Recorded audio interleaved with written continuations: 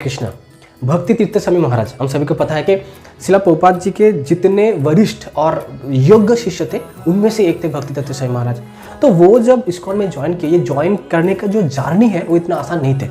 तो भक्ति तीर्थ स्वामी महाराज बता रहे थे कि वो क्या करते थे, वो पहले भी इस्कॉन के जो भक्त है, उनको हरे कृष्ण भक्त कहा जाता था। हरे कृष्ण के जो भक्त थे उनको पता था कि ये हरे कृष्ण के भक्त है, लेकिन हरे कृष्ण भक्त के लिए उनका जो माइंड में विचार, उनसे सोच थे वो नेगेटिव थे। उनके लिए ये अरे ये कौन लोग है यार, बेडशीट को पहने हुए, धोती को बेडशीट कहते थे, बेडशीट पहने हुए युद्ध के तरह कोई तिलक टीका लगाते हुए उछल कूद करके नाचते रहते, बस यही हरे कृष्ण भक्त है। तो उन लोगों के लिए उनका सोच में नेगेटिव एक माइंडसेट तैयार हो गया था।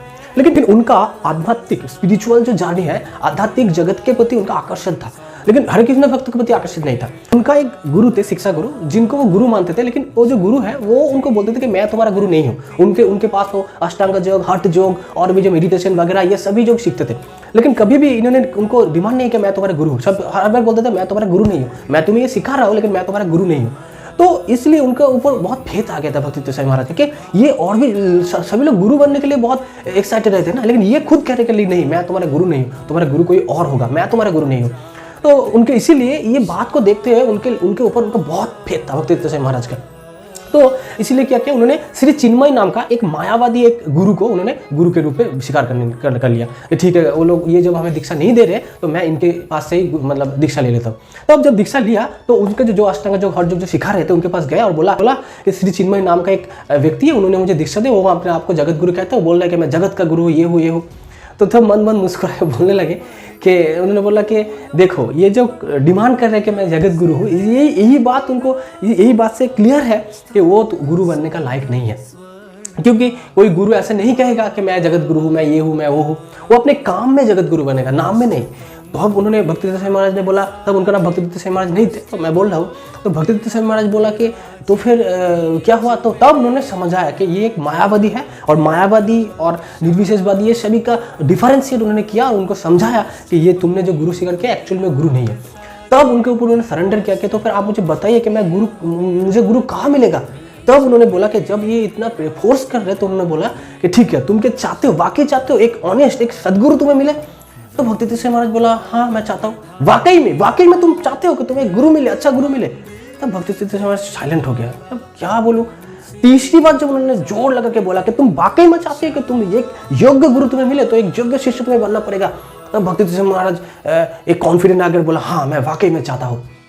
तो तब उन्होंने बोला जाओ हरे कृष्ण मूवमेंट का जिन्होंने सूत्रपात किया, जो इस्कॉन का जो फाउंडर आचार्य है, his divine grace Shri Bhaktivedanta शिला प्रभुपाद, तो शिला प्रभुपाद जी है वो असल में जगत गुरु है, वही वो पूरा ब्रह्मांड के गुरु है, तुम उनको गुरु के रूप में स्वीकार करो, वही असली गुरु है, तुम जाओ।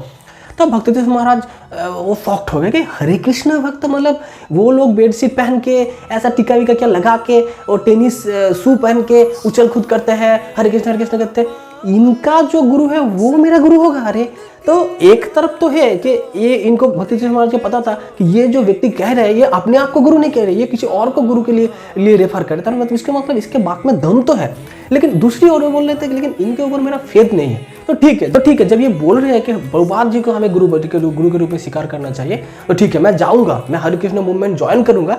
ये ज्वाइन करने के लिए, भक्त बनने के लिए नहीं, मैं उनके दोष को ढूंढ के मैं एक लिस्ट बनाऊंगा, उसके बाद मैं इनके पास आऊंगा, देखिए जिसको आप गुरु के रूप में बोल रहे हैं ना इसके इतना फॉल्ट है, ये है। तो इसके लिए उन्होंने गया और हरे कृष्ण भक्त को एक इस्कॉन टेम्पल में उन्होंने ज्वाइन किया। तो जब ज्वाइन किया तो भगवत गीता अध्ययन करने लगे। इनका टेंडेंसी नहीं था, वो भगवत गीता का प्रवचन सुनने लगे शिला प्रभुपाद जी से और भक्त संग करने लगे। भगवत गीता जब पढ़ते गए उनका इंटेंशन नहीं था कि मैं भगवत गीता पढ़ के उनके ये जो त्रुटियाँ जो है इस्कॉन के अंदर, वो त्रुटियाँ निकाल के मैं इनके पास आऊँगा और बोलूँगा। लेकिन जब उन्होंने शिला प्रभुपाद जी का प्रवचन सुनने लगा, जब भगवत गीता उन्होंने पढ़ने लगा, तो उनका मन ही मन वो कॉन्फिडेंस हो रहा था कि हाँ ये जो शिला प्रभुपाद जी ने जो तात्पर्य दिया है ये तो सही बात है। तो आहिस्ता उनका क्या हुआ, शिला प्रभुपाद जी के प्रति, ग्रंथ के प्रति उनका फेथ आ गया।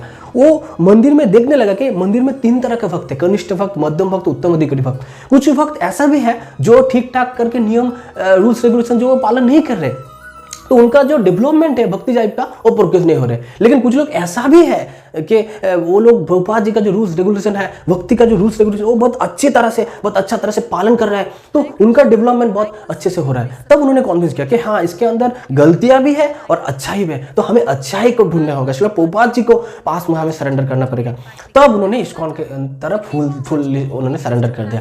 उसके 2 साल बाद भक्ति तीर्थ महाराज जो जिन्होंने उनको इस्कॉन में भेजा था, उसका पथ प्रदर्शक गुरु उनके पास गए और बोलने लगे, मेरा एक क्वेश्चन है। तब वो जो योगी थे वो बहुत गुस्सा हो गया कि ब्रह्मांड का जो गुरु है उनका शरणागति तुम्हें मिल गया, तुम मुझको क्वेश्चन कर रहे हो। तुम क्या श्रील प्रभुपाद जी के चरण में, प्रभुपाद जी जैसे शुद्ध भक्त के चरण में मेरा अपराध करना चाहते हो? तुम अभी इधर से निकल जाओ और कभी भी मेरे पास मत आइयो। जब प्रभुपाद जी का शरणागति ले लिया ना तो बस हो गया, मेरे पास और कभी मत आओ, तुम जाओ, निकल जाओ। तो भक्ति समाज को उन्होंने निकाल दिया। तब भक्ति समाज को समझ में आ गया कि गलती मैंने क्या किया। श्रील प्रभुपाद जी कौन था? श्रील प्रभुपाद जी कोई नॉर्मल इंसान नहीं था, वो ब्रह्मांड का जगत गुरु, वाकई में वो जगत गुरु था। उसके बाद उन्होंने श्रील प्रभुपाद जी के चरण में पूर्ण तरह से शिष्यस्ताम साधि मांगतांग प्रपन्नम पूर्ण तरह से उन्होंने शरण लिया। और अभी हमें पता है कि भक्ति महाराज कितना शुद्ध भक्त थे। श्रील प्रभुपाद जी के जितने भी काबिल शिष्य थे उनमें से वो एक शुद्ध भक्त थे। तो ऐसा था भक्ति महाराज और ऐसा थे श्रील प्रभुपाद। हम लोगों को भी इनसे सीखना चाहिए कि श्रील प्रभुपाद जी जैसा गुरु, श्रील प्रभुपाद जी जैसा शिक्षा गुरु हमें मिला है। श्रील प्रभुपाद जी का जो वरिष्ठ शिष्य वर्ग है उन जैसा गुरु हम लोगों को मिला है। इस्कॉन जैसा एक सेफ एक घर हमें मिला है जिसके द्वारा हम लोग भक्ति जीवन पालन करके हम लोग आसानी से भगवत धाम जा सकते हैं। जन्म मृत्यु जरावधि से मुक्त होकर हम लोग कृष्ण के धाम में वापस जा सकते हैं। हमें इसका लाभ उठाना चाहिए। श्रील प्रभुपाद जी का शरणागति, श्रील प्रभुपाद जी के शरण में सेफली रह के हमें चलना चाहिए। यही हमें बुद्धिमानी का काम होगा। जगत गुरु श्रील प्रभुपाद की जय। हरे कृष्णा।